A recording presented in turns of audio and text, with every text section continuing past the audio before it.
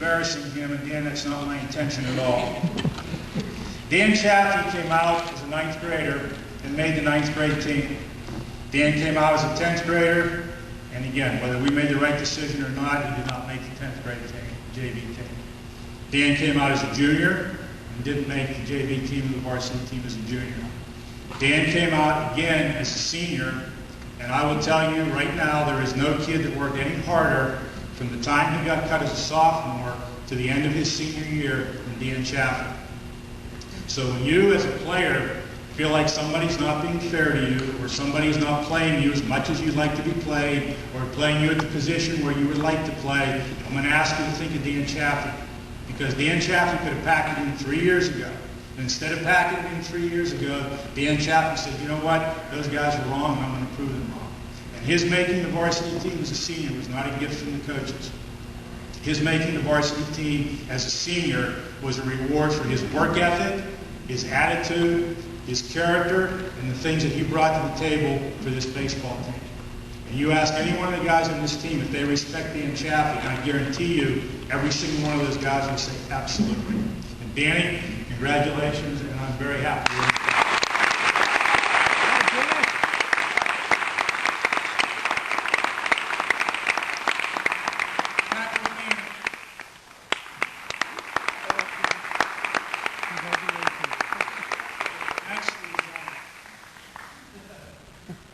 If you look back on Patrick's high school career,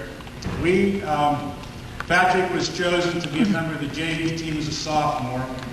We were in South Carolina, and I remember the first game that he pitched. It was against Richard Wynn Academy, which was this school out in the middle of nowhere in the hills of South Carolina. I couldn't find it again if my life depended on it.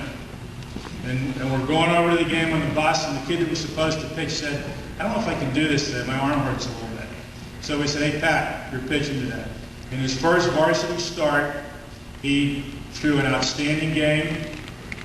His control was good, his command of his pitches was good, and it was all uphill from that point on.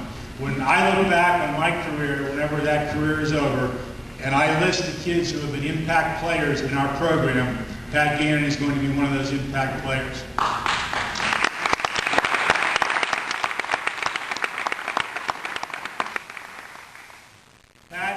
Established a school record for pitching appearances.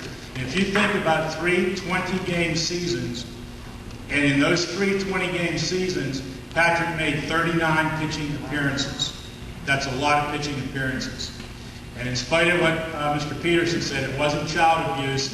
It was desperation in some cases to have him come in and close the door on the opponent or whatever. But Pat has done an outstanding job. Pat has been a leader on this team. Pat Gannon is sort of an uncharacteristic leader and captain. He's not the rah-rah guy. He's not the guy that's in people's faces. He just says what needs to be said, and he does what needs to be done. When he gets on the mound, people rally around him because they know that he's going to give his heart and soul to every pitch that he throws. And when you have 39 pitching appearances, you're going to have some pitching appearances that are at the top of the mountain. You're going to have some pitching appearances that aren't. But the true test of a champion, the true test of an impact player and a quality young man is somebody who can rally back from the bad games, have good games, and not let him and not think that because he had a good game that he's the greatest pitcher that ever pitched. Pat's a very realistic kid. He's very realistic about himself and his abilities, and I hope that he has great success at Oakland University next year. So Pat,